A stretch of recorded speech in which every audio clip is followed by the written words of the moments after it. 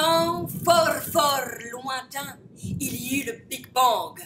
Vous venez d'y assister.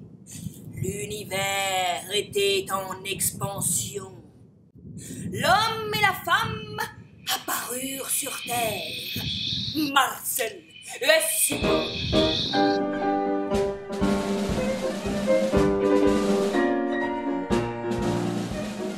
Marcel et Simone ne savent pas encore qui ils sont.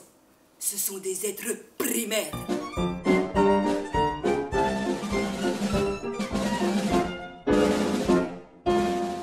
Il nous manquait le mode d'emploi pour gérer avec bonheur notre passage sur Terre. En effet, à cette époque, il n'y avait ni psychanalyste, ni divan, et pas d'argent pour payer ces explorateurs de l'âme. Ne comprenant rien à ce qui leur arrivait, au sens de la vie, ils furent alors désespérés.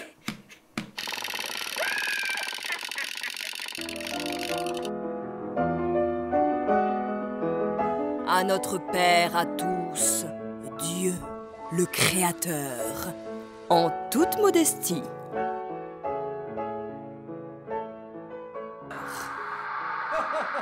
L'histoire peut commencer. Vous connaissez tous la mythologie grecque. C'est nous, les prophètes, qui l'avons écrite et qui vous l'avons laissée en héritage. Et qui vous l'avons laissé en héritage. Une méthode très ludique dans laquelle les dieux sont des bouffons qui ont pour mission d'intervenir arbitrairement dans le monde des humains. Les dieux dicteraient la loi, les hommes et les femmes obéiraient. Surtout les femmes.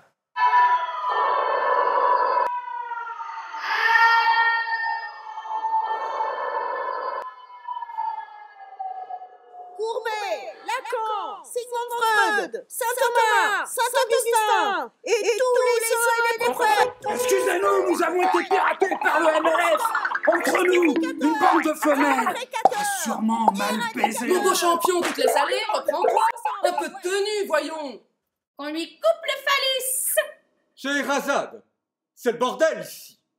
Tu crois que je ne vois rien? Je te fais confiance 5 minutes et tu te fais doubler par des folles. Mais enfin, réveille-toi, agis, remue-toi les fesses. Ok, un clap. Séquence 2, première.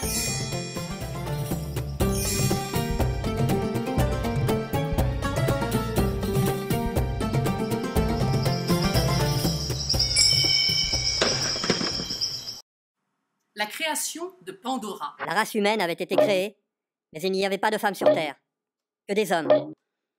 Nous les dieux, nous vivions en bonne entente avec eux, dans un magnifique paradis. Mais un jour, je me suis querellé avec le titan Prométhée, qui était l'ami des hommes. Pour se venger, ce rancunier de Zeus confisqua le paradis à mes copains, et leur enleva le feu. Moi, pour aider mes potes, je dérobai le feu aux divinités en charge de sa garde, et je le leur offris en cadeau. Je vais me les farcir, ces vermisseaux présomptueux. Et je vais leur offrir un magnifique cadeau, empoisonné. Pandora, à l'image de la plus belle des déesses. J'ai tout pour plaire. Mais comme toute déesse grecque, je porte dans mon cœur une très grande part d'animalité. Un peu chatte, un peu chienne, je suis voleuse, je suis vorace, insatiable, et lors des grandes chaleurs, je ne maîtrise plus mon appétit sexuel. Piméthée, mon frère, qui est un humain, malgré toutes mes mises en garde, tombe fou amoureux de Pandora et l'épouse.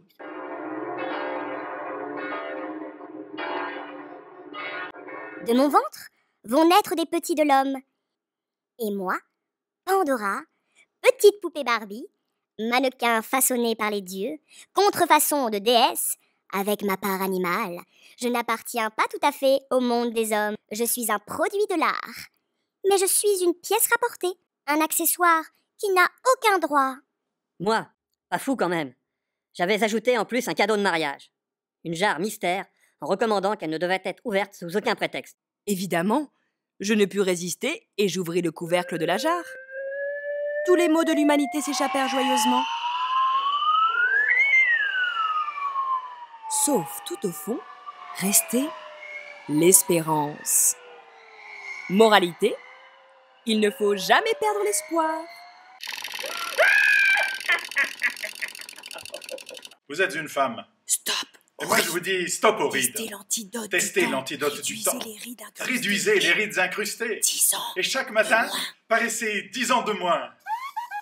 Au 6e jour, le dieu biblique, toujours aussi vaillant, façonna avec un peu de terre glaise et d'eau le premier couple de l'histoire, Adam et Lilith. C'est moi, la première femme d'Adam. Avec la louable intention que l'homme et la femme soient égaux. Lilith, un brin perverse, remit cette égalité en question. Je vivais nue et je n'avais pas de mère. Dieu, mon papa n'ayant pas de femme. La vie de paradis, quoi. C'était une obsédée qui voulait toujours être au-dessus lorsqu'elle faisait l'amour.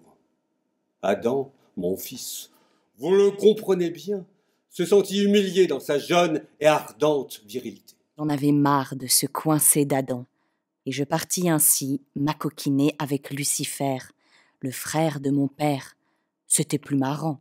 C'est elle, cette perfide, qui par vengeance introduisit par la suite le serpent dans mon Éden pour punir mon macho d'Adam.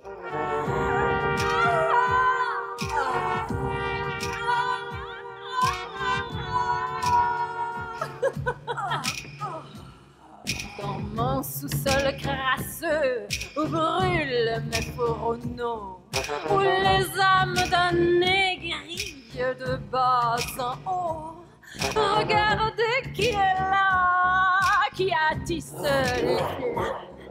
Régnons sur les enfers, le diable est une femme.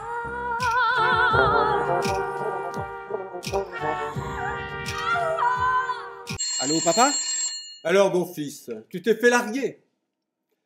J'ai vu ça dans Secret historique sur la 2, en jouant de la zapette à travers les siècles. Père, je vous en prie, ne vous moquez pas de moi. Je ne peux pas vivre tout seul, j'y ai pris goût. Donnez-moi une autre femme, plus gentille que la première, mais aussi sexy, s'il vous plaît. Je vais créer une femme issue de ta chair et de ta moelle. Donne-moi une de tes côtes. On l'appellera Ève. Père, je te rends grâce. Je t'en prie, mon fils. Le paquet cadeau arrivera dimanche en chronopost.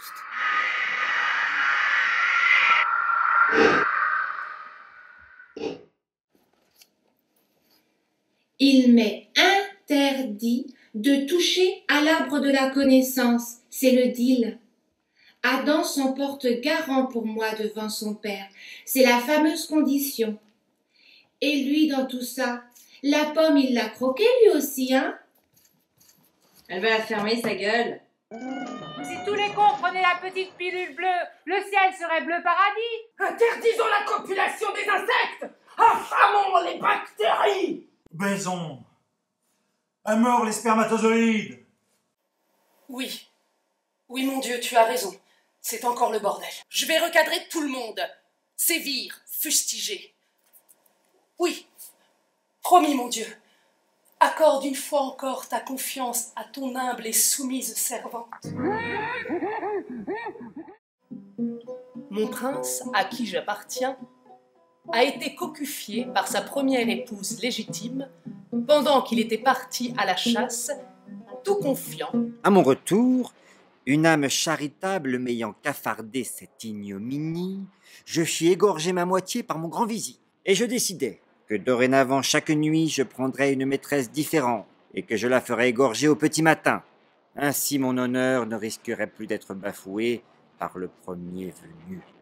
Pourquoi, mon prince naïf, quand tu es parti à la chasse, n'as-tu pas bouclé ta jolie avec une ceinture de chasteté? Ton honneur en aurait été sauf.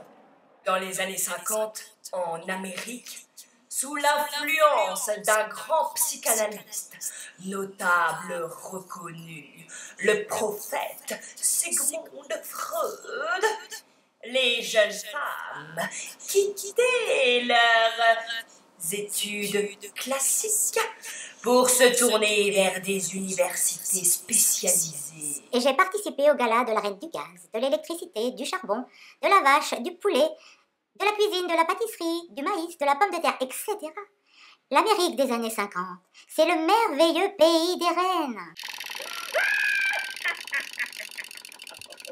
Vous êtes une femme. Purifiez votre organisme. Vous allez adorer votre silhouette. Beauté comme jamais. Ressentez votre beauté comme jamais. Voluptueuse, passionnée, sublimez votre beauté naturelle. Soyez ferme. Donnez un nouvel âge à votre visage. Miroir, ne me dis pas que je suis la plus laide et que je ne trouverai jamais le prince charmant. Qui suis-je?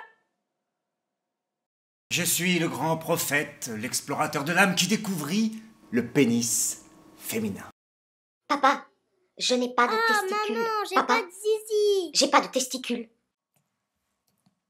Une petite fille qui découvre son sexe, ou plutôt l'absence de sexe mâle. Pour elle, c'est une catastrophe.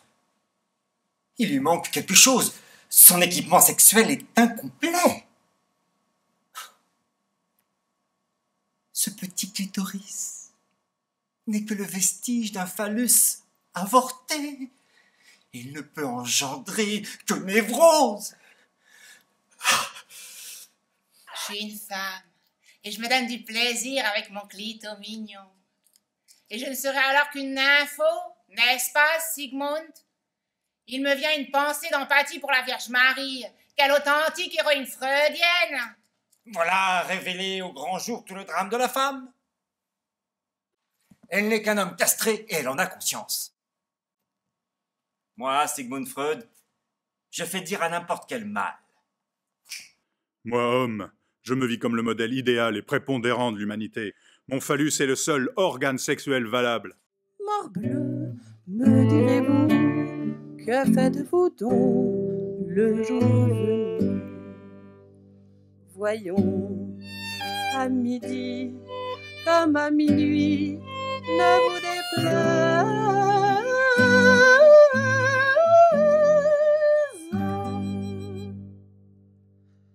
Je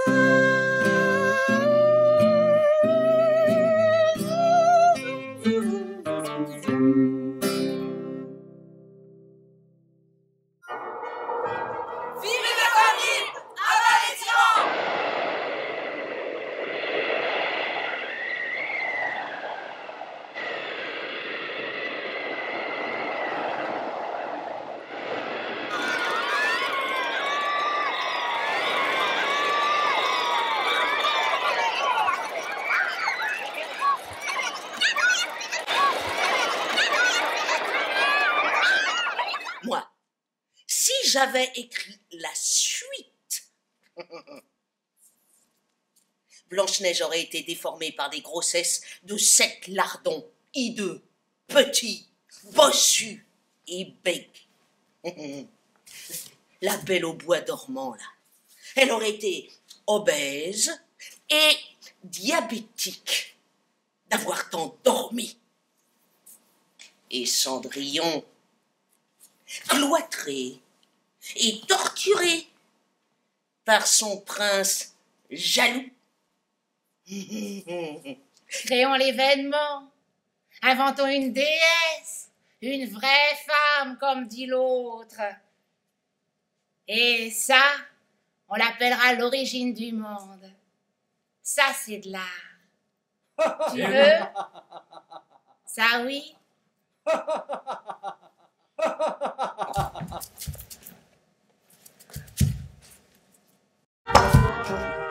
Le Marcel, il a dit oui. Que la fête commence. Ainsi soit-elle. Tous ensemble, même tous ensemble. Purificateur, imposteur, Géoparde, Lacan, Platon, Aristote, Saint Thomas, Saint Augustin et tous les saints, les princes charlatans et les fées et les prophètes.